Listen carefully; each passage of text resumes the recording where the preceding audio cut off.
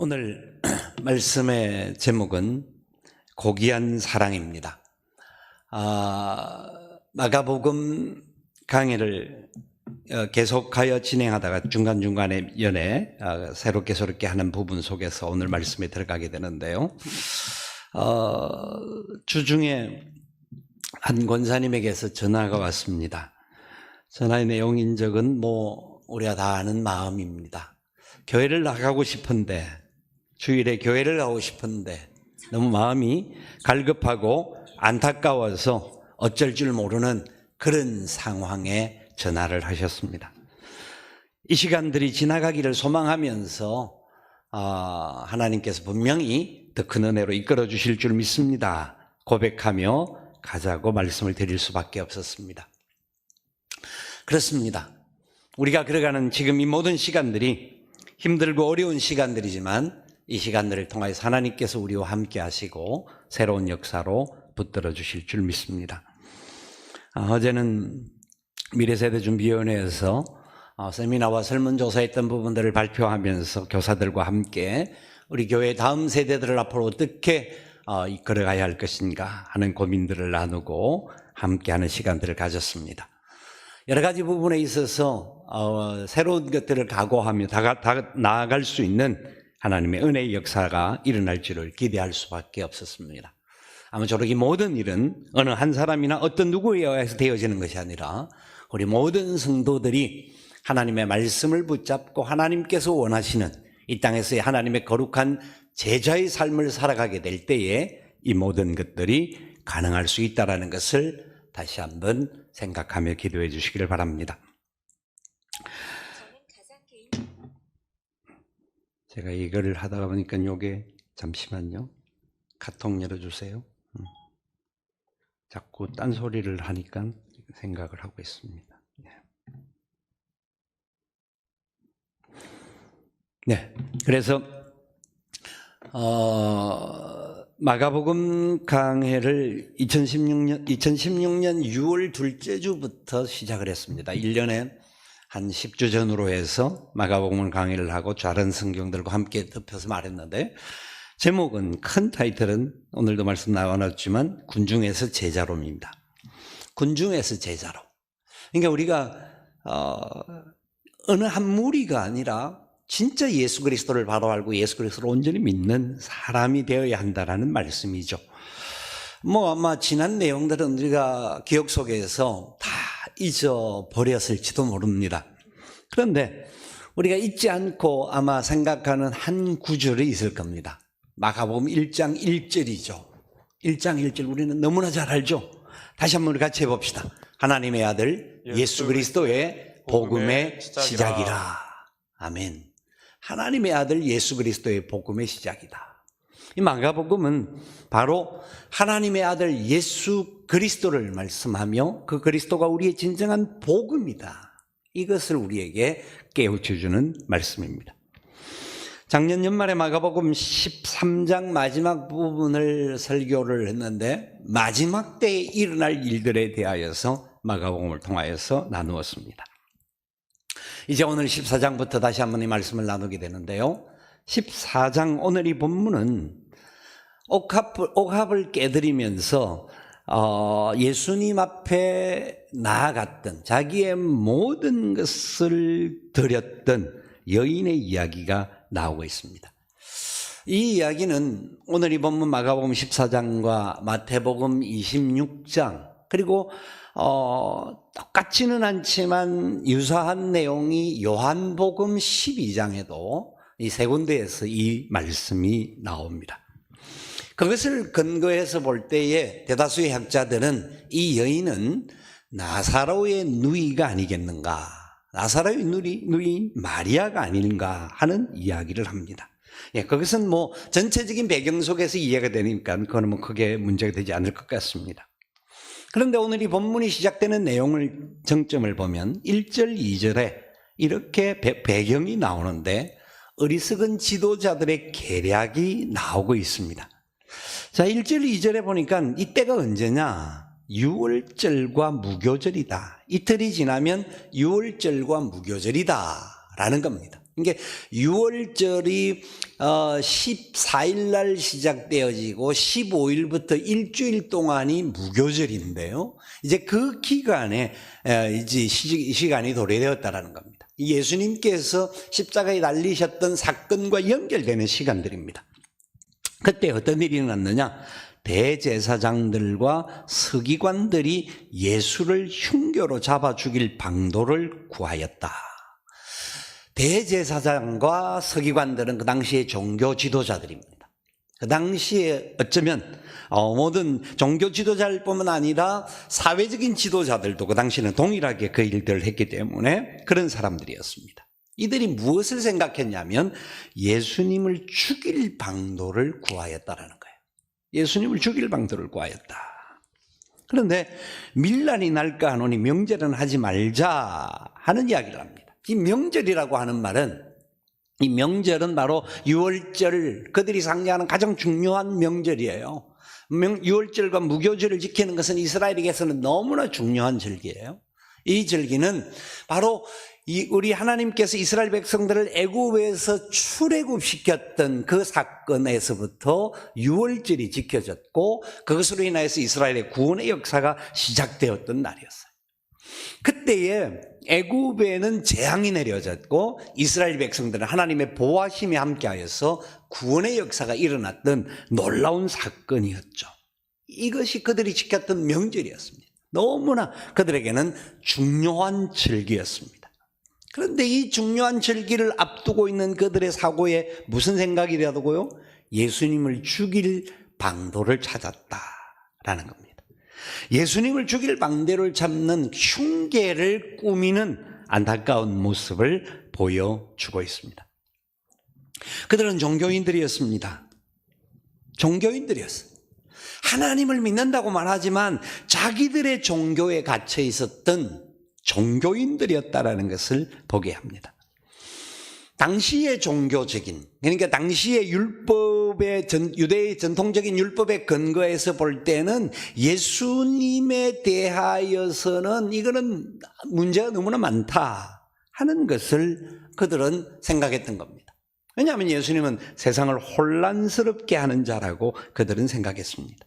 그들의 생각과 계획과 그들이 가지고 있는 기준점으로 볼 때에 예수님조차도 죽임을 당할 수밖에 없는 그런 자였다라는 겁니다. 사실 그 놀라운 사실들을 그들은 깨우쳐야 하고 또 바로 발견하여서 자신들의 자녀들과 모든 사람들에게 하나님의 뜻이 뭔지를 전해야 할 사명을 가지고 있는 그들인데, 어리석게 자기들의 계략의 눈에 쌓여 있다가 보니까 자기들의 관점으로만 세상을 보는 이 부분을 바라보니까 예수님조차도 그들은 눈에 보이지 않았던 사람이었던 겁니다. 자, 그들은 하나님을 믿기, 하나님의 이름 때문에 예수님을 죽이겠다라고 하는 생각을 갖습니다. 그런데 얼마나 아이러니컬한 문제가 나오는지 2절의 말씀이 밀란이 날까봐 명절은 하지 말자. 밀란이라는 말은 백성들이 난을 일으키는 것을 말합니다. 왜냐하면 예수님을 따르는 많은 사람이 있다라는 것을 그들은 압니다. 그러니까 자기들이 혹시 예수님을 죽일 방도를 찾으면 그 6월절에 수많은 사람들이, 보통 예루살렘에 한 5만 명이 사는데 25만 명의 사람이 6월절에는 그 고향을 방문하고 예배를 드리기 위해서 오는 상황입니다. 그러니까 그 많은 사람들이 오다가 보면 예수님을 추종하는 사람들이 막 밀란을 일으킬까 싶어서 그들이 이 흉계를 6월절 이후로 하자라고 하는 그런 생각을 갖는 거죠. 잘 생각해 보십시오. 그들은 하나님을 믿는 사람이라고 생각하고 종교적인 사람이라고 생각하는데, 하나님의 뜻을 이룬다고 자기들은 생각하는데 누구를 두려워했나요? 사람을 두려워했는 겁니다. 사람들의 밀란이 두려워서 그 일을 하지 못하겠다, 다음으로 해보자 라고 연기하는 상황이 나왔던 겁니다. 이 상황에 이 일이 지금 이루어지기 직전에, 이 상황에 지금 어떤 종교 지도자들에게 있어서는 예수님을 죽일 방도를 찾는 상황에 등장하는 인물이 바로 예수님의 앞에 나드 한 옥합을 깨뜨려서 주님 앞에 붙는 여인의 이야기가 연결이 되는 겁니다. 우리가 이곳에 살펴볼 수 있는 중요한 포인트가 뭐냐면 말할 수 없이 고귀한 사랑을 우리가 한번 이 상황을 통하여서 보게 되는데요. 3절을 우리가 한 번 더 같이 읽어봅시다. 3절을 읽어볼 텐데요. 똑똑하게 한번 같이 읽어봅니다. 예수께서 베다니 나병 환자 시몬의 집에서 식사하실 때에 한 여자가 매우 값진 향유 곧 순전한 나드 한 옥합을 가지고 와서 그 옥합을 깨트려 예수의 머리에 부으니. 자, 장소가 어디라고 말씀합니까? 베다니 나병 환자 시몬의 집이다 라고 이야기합니다. 여러분, 베다니, 그 다음 문장 넘겨주세요. 베다니 나병 환자 시몬의 집인데, 베다니 나병 환자 시몬의 집이라고 오늘 본문은 이야기를 하는데, 요한복음 12장에는 나사로가 사는 곳, 베다니가 바로 나사로가 사는 곳이라고 말합니다. 나사로는 누구예요? 마리아와 마르다의 동생이죠. 그의 누이는 마리아와 마르다가 나온다라고 이야기합니다. 자, 그림을 한번 보시면 베다니라고 하는 것은 예루살렘에 바로 붙어 있는 곳입니다. 베다니가 두 군데가 있는데 예루살렘에 가까운 베다니가 있고 요단강 건너편에 베다니가 하나가 있는데, 예수님께서 유월절이라도 어떤 예루살렘에 올라갈 때마다 주로 베다니에서 쉬셨던 것을 보면 예루살렘 가까이 있었던 곳이 아닌가. 그곳이 바로 나사로가 살았던 흔적이 있는 곳입니다. 자, 지도가 두 군데인데요. 좀 더 넓게 요새 현대판 지도를 보면 예루살렘 성전이 있고 감림산이 있고 벳바게가 있고 베다니, 이게 그렇게 멀지 않습니다. 한 3km에서 길게 한 5, 6km 사이의 거리인데, 그러니까 한 동네 같은 그런 부분입니다. 예루살렘이 보이는 그런 곳이 바로 나사로. 그래서 예수님께서는 이 예루살렘에 올라갈 때마다 그들의 친구 집을 방문했던 그런 경험들을 보게 됩니다. 그런데 자, 우리가 한 가지 더 살펴볼 것은 그 집이 누구의 집이라고 말합니까? 나병 환자 시몬의 집이라고 말합니다. 나병 환자도 그렇고 나사로도 그렇고 그들은 어쩌면 사람들이 그들에 대하여서 별로 중요하게 생각하지 않는 그런 사람들이었습니다. 유대 전통적인 율법에 금지 사항이 있는데 그것은 나병 환자들과 함께하지 못하게 하는 겁니다. 나병 환자들과 절대로 함께할 수 없습니다. 나병은 그 지역 사회에서 추방되는 것이 그 나병의 질병의 뜻이라고, 나병의 원리라고 레위기에서 말씀하죠.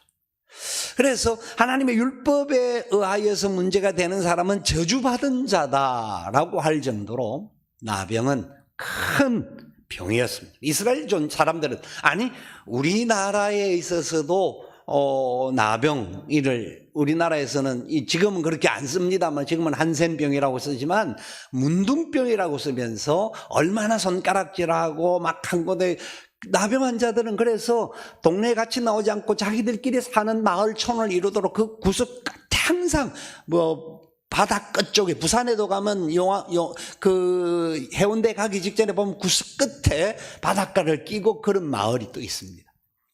우리가 잘 아는데 여수에도 그런 촌이 있는데 그 모든 것은 사람들과 거리를 떼우고 같이 갈 수 없는 그런 곳이 나병 환자들이 사는 곳이었습니다. 근데 예수님께서 찾았던 집이 어떤 집이었습니까? 나병 환자 시몬의 집이었다는 겁니다. 지금 종교 지도자들이었던 바리새인들과 서기관들, 그 당시 지도자들이 계략이 있는 반면 주님은 그것 전혀 상관없이, 당신이 죽을 걸 몰랐겠습니까? 알죠. 그 길을 알고 계셨죠. 그럼에도 불구하고 묵묵하게 당신이 가야 할 그 길을 가셨던 겁니다. 사람들은 비방하고 손가락질하고 사람들은 예수님이 그런 집을 방문하는 것을 보고 얼마나 나쁘게 생각하면서 그래서 더더욱 죽이려고 생각했는지도 모릅니다. 그런데 예수님은 그 집을 방문했습니다. 자, 베단이라고 하는 지역 자체가 그러니까 이렇게 저렇게 살펴보면 그렇게 넉넉한 사람들이 살지 않았던 곳이었다는 것을 좀 더 생각해 볼 수가 있죠. 그곳에서 이제 예수님께서 식사를 하는데 나병 환자들과 함께 식사를 한다는 자체가 이거는 참 말이 안 되는 일입니다. 그런데 식사를 펼치게 됩니다. 그러니까 어려운 과정에서 어려운 동네에 갔는데 그래서 그곳에서 주님이 식사를 합니다. 그때에 한 여인이 자기가 가지고 있던 나드 한 옥합을 가지고 와서 예수님의 머리에 붓는 사건이 오늘 이 본문의 사건입니다. 나드라고 하는 것은 굉장히 고급 기름입니다. 고급 기름이에요. 나드 꽃이 이렇게 예쁜 꽃이 있는데요. 이 나드 꽃과 그 뿌리인데 이것이 그 당시 옥합에 여기서 기름을 짜서 옥합에 넣는데 나드 옥합은 이런 병입니다. 이스라엘에서 팔레스타인에 출토되었던 것인데 저 옥합에 넣어서 저것을 가지고 얼마나 그것을 애지중지할 수밖에 없는 많은 학자들이 이 기름이 이 여인의 결혼을 위하여서 준비한 내용일 것이다 하는 이야기를 합니다. 그러니까 자기에게 있어서 최애의 물건이었습니다. 최고 좋은, 최고 기뻐서 좋아하는 그런 물건이었고 이것이 자기의 최고의 보물이었고 어쩌면 전 재산이었을지도 모릅니다. 그런데 그 옥합을 이 여인이 예수님에게 붓는 겁니다. 붓는 겁니다. 마태복음과 마가복음에는 머리에 부었다라고 말이 나오는데 요한복음에는 이 기름을 발에 붓고 여인이 자신의 머리로 예수님의 발을 닦았다. 그렇게 표현하고 있습니다. 이 기름이 적은 기름이 아니기 때문에 머리에 부은 게 머리에 이만큼 조금 떨어지는 참기름 한 방울 떨어지는 정도가 아니었을 겁니다. 왜냐하면 그 값이 300데나리온이라고 하는 정도의 값을 따지고 본다면 양이 제법 많은 그 옥합 한 가득, 그러니까 머리에 부었던 것이 어쩌면 몸 전체로 흘러내렸는지도 모를 것 같습니다. 그 상황에 약간의 차이점은 있는데도 불구하고 거의 대다수 학자들은 이 구절들은 거의 유사한 내용들이다 하는 것으로 이야기합니다. 최고로 가난한 사람들이 또한 사람들이 쉽게 접근하지 않는 그런 동네에 그곳에 갔을 때 자신의 있는 최고의 것으로 예수님께 기름 부은 사건이라는 겁니다.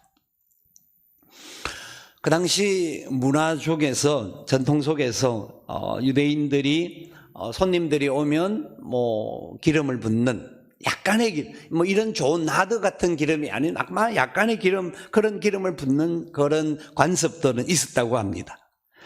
그런데 이것이 머리에 부을 정도라고 한다면 머리에 붓는다는 것은 보통 개념을 가지고는 부을 수 없는 내용이었다는 것이죠. 머리에 기름을 붓는다라는 것은 구약 성경에 이스라엘 백성들에게 상징적으로 무엇을 상징하느냐? 왕을 상징하는 거예요. 왕을 상징하는 거예요. 근데 머리에 부었다고 하는데 예수님께서는 내 몸에 부었다라고 말씀을 이 여인이 부은 내용을 답을 하면서 이 몸에 부은 것에 대하여서 이야기를 하면서 장례를 위한 것이다라는 고백을 나중에 이제 하십니다. 예수님의 반응을 이제 좀 더 살펴볼 텐데 이 여인이 어쨌든지 간에 자기가 가질 수 있는 300데나리온이라는 말은 1년 정도의 품삯을 받은 내용입니다. 이는 엄청난 돈입니다. 그 당시 사람들에게 있어서 액수 자체가 크고 많고를 떠나서 1년 동안 돈을 모아둘 수 있는 것이 없다라는 것이, 가난한 사람들이 어떻게 1년이라는 돈을 1년의 그 품삯을 모아서 살기가 하루 벌어서 하루 먹을 수밖에 없는 사람들이었을 텐데, 그러니까 이 여인에게는 굉장히 중요한 기름이었다라는 것을 분명히 확인할 수가 있죠. 어떻게 이 여인이 예수님 앞에 기름을 부었을까요? 그 이유는 정확하게 설명하고 있지 않습니다만은 그 어떤 것보다 더 큰 은혜를 예수님께로 받았지 않았을까? 그가 받았던, 주님으로부터 받은 사랑과 은혜는 자기가 가지고 있는 전부를 드린다고 할지라도 그 사랑을 보답할 수 없는 것이었다라는 것을 이 여인은 간직했을 겁니다. 그렇기 때문에 내가 가지고 있는 가장 아까운 것일지라도 기꺼이 주님을 위하여서 부어드릴 수 있었다라는 겁니다. 여러분, 우리가 사랑하는 사람들에게 내 좋은 것을 주고 싶어하는 마음이 있죠. 자식들에게 주고 싶어하고 손주에게 주고 싶어하고, 우리 부모들은 먹지 못하고 또 콕콕콕 모았다가 이 땅을 떠나면서 자식들에게 유산을 물려주고 싶어하는 그런 마음들이 있는 부모들을 간혹 보죠. 여러분, 그게 사랑이죠. 그런데 이 여인이 주님 앞에 행했던 행동은 그 진짜 자기의 생명을 살려주셨다라고 하는 고백이 담겨있는 그런 내용이 바로 옥합을 깨뜨렸던 내용 속에 담겨있는 겁니다. 그렇기 때문에 자기의 모든 것을 드릴 수 있는 사랑, 고귀한 헌신을 할 수 있었다고 봅니다. 자, 근데 이 여인의 행동에 대하여서, 온전하고 고귀한 사랑의 행동에 대하여서 반응이 나오는데요. 반응이 두 가지로 나옵니다.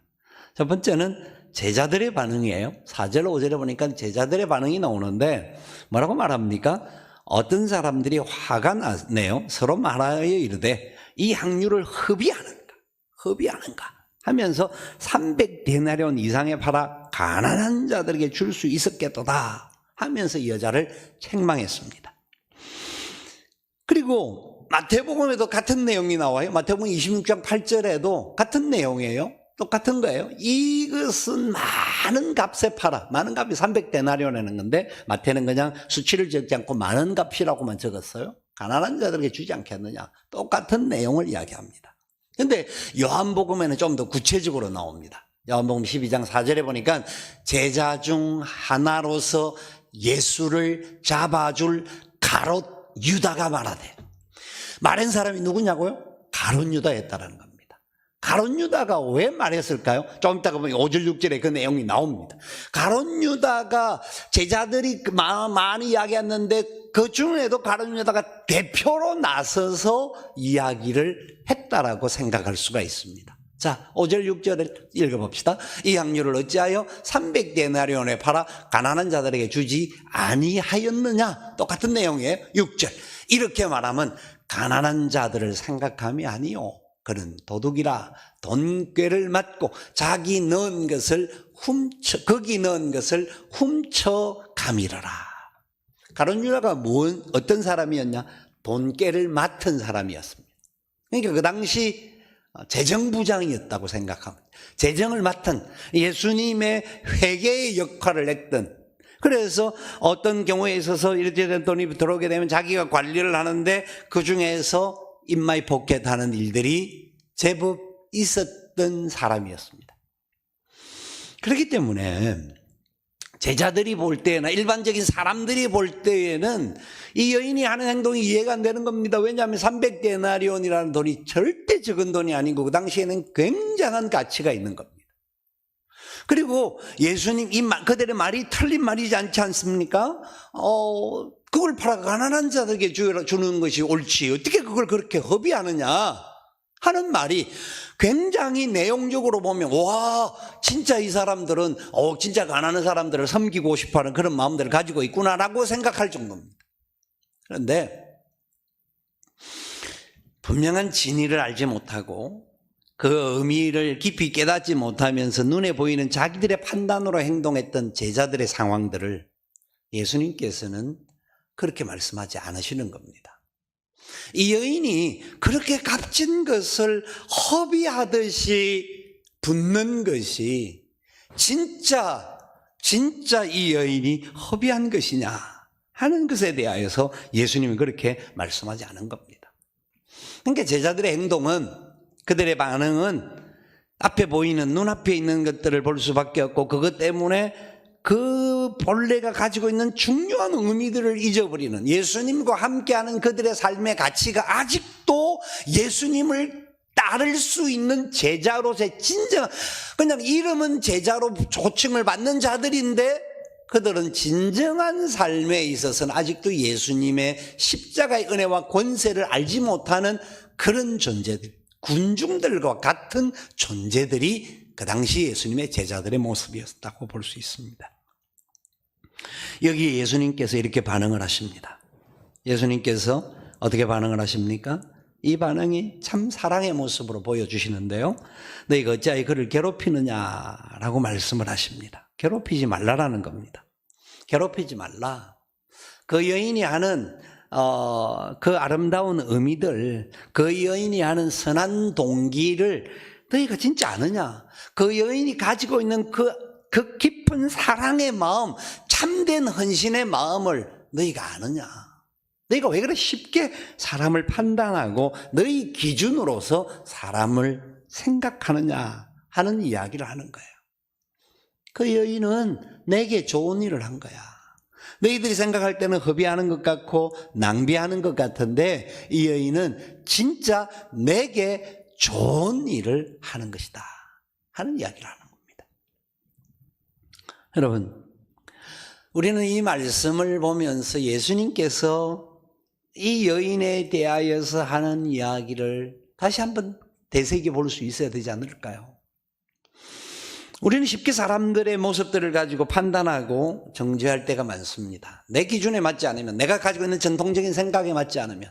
그래서 대제사장들과 서기관들이 예수님을 죽이려고 했던 사람, 그들도 그런 최악의 사람들이 있는 반면 예수님을 따른다고 하는 제자들조차도 자기 기준과 자기 판단 근거 때문에 주님을 향하여서 삶을 나아가는 여인을 향하여 책망하고 자기 기준으로 그 평가하는 어리석음을 범하고 있는 인간의 나약함과 연약함을 알아야 합니다.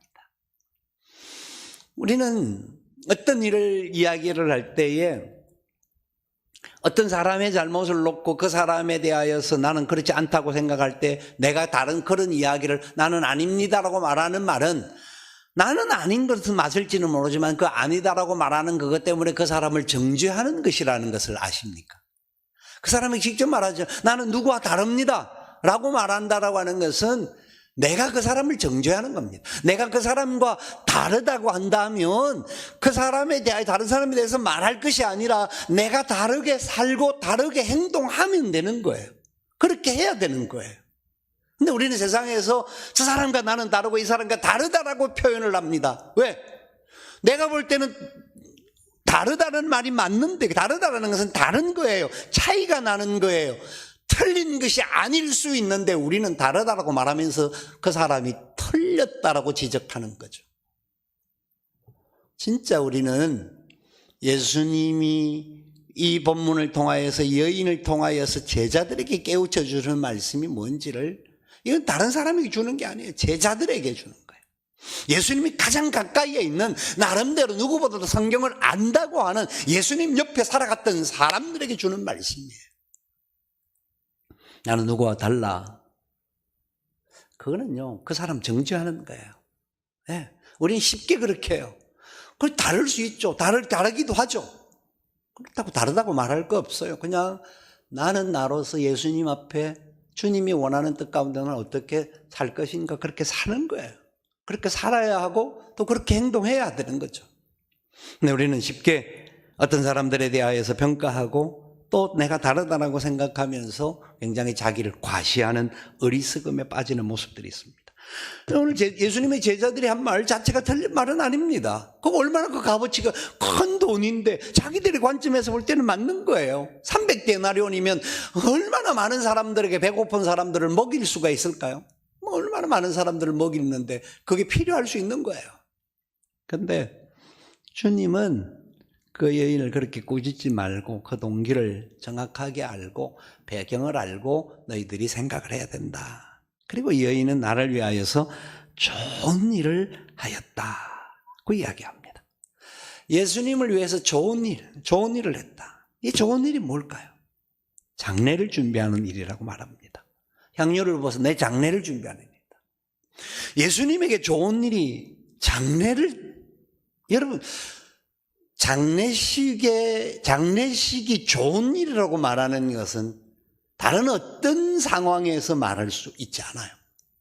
우리 그리스도인들은 예수님의 이 사건을 알고 또 부활을 알고 천국에 소망이 있는 사람들이기 때문에 장례에 가서 영원한 나라의 소망을 가지고 오히려 찬송하고 장례식에서 오히려 감사하고 장례식에서 우리가 이 땅을 참 그래도 잘 살아올 수 있게 해주셔서 감사합니다라고 오히려 유족들이 돌아가신 분들의 그 아름다운 유언을 받아서 다른 문상 오는 사람들을 위로하는 사건들을 우리 그리스도인들은 할 수 있는 거예요.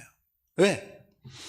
예수님께서는 이 장례가 주님에게 있어서 좋은 일을 이 여인이 행한 일이 장례를 준비하는 일에 있기 때문에 좋은 일이라고 말합니다. 왜냐하면 주님의 장례는 저와 여러분을 살리는 온전한 사랑의 성취이기 때문입니다. 주님의 장례가 없었다고 한다면, 주님의 십자가의 죽으심이 없었다고 한다면, 주님이 가룟 유다에게 배반을 당하고 주님이 그 길을 가지 않았고 주님이 골고다를 가지 아니하셨고 주님이 십자가를 지지 아니하셨다고 한다면 저와 여러분은 소망이 없는 자들이죠. 세상에 살기는 하지만 그냥 어떤 사람들과 같이 그냥 그렇게 살다가 끝날 수밖에 없는 그런 존재들이었죠. 그런데 주님은 그 장례를 치르기 위해서 여인이 준비했다라는 것을 인정해 주면서 그것이 얼마나 내게 좋은 일인가 하는 이야기를 하고 있습니다. 이 여인의 행위를 사람들의 평가와는 달리 허비나 낭비의 관점에서 보는 것이 아니라 참된 헌신, 참된 사랑으로 보시는 거예요. 그 사랑이 바로 하나님의 사랑에 근접하는 사랑의 모습이에요. 그래서 하나님이 그 사랑을 이제 실천하는 죽음의 길을 가는 그 완전한 사랑을 나타내는 그 역사를 이루는 과정이라고 설명을 하고 있는 거예요. 당시 일반적으로 유대인의 장례에도 시체에 기름을 바르는 예식이 있었습니다만은 여인도 그런 예식을 바르는 것으로 인하여서 예식을 그 여인은 그래도 의미를 가지고 한 것은 아니었음에도 불구하고 하나님께서 이 여인의 행동을 하나님이 기뻐하시는 뜻을 이룬 것이다. 하나님의 구원 계획을 성취하는 일에 쓰임받게 된 것이다 하는 말로 설명해 주고 계시는 겁니다. 그러면서 이렇게 결론으로 9절에 말씀합니다. 우리 9절 같이 한번 읽어보겠습니다. 내가 진실로 너에게 이르노니 온 천하에 어디서든지 복음이 전파되는 곳에는 이 여자가 행한 일도 말하며 그를 기억하리라 하시니라. 아멘. 무슨 말씀입니까? 복음이 전파되는 온 천하의 모든 곳에서, 복음이 전파되는 곳에서 누구를 기억해야 된다고요? 이 여자가 행한 일과 이 여자를 기억하리라. 왜냐하면 이 여인의 사건이 바로 주님의 십자가의 사건을 준비한 사건이었고 예비한 사건이었고 하나님의 구원 계획에 동참한 사건이었기 때문입니다. 그래서 사람들은 사람들은 제자들조차도 그것은 잘못된 것이다라고 막 평가하면서 그 여인을 지적하고 얼마나 막 잡았겠습니까? 그러나 주님은 이 여인이 복음이 전파되어지는 곳에 이 여인의 사건이 드러나야 될 것이다. 복음이 전파돼. 복음이 뭐라고요? 하나님의 아들 예수 그리스도의 복음의 시작. 바로 예수 그리스도가 복음이죠. 예수 그리스도만이 구원이시잖아요. 예수 그리스도만이 생명이시잖아요. 예수 그리스도만이 참 사랑이시잖아요. 우리가 사는 세상이 지금 코로나로 인해서 얼마나 힘듭니까? 여러분, 이 힘든 때에 다른 어떤 것으로 위로가 가능할까요?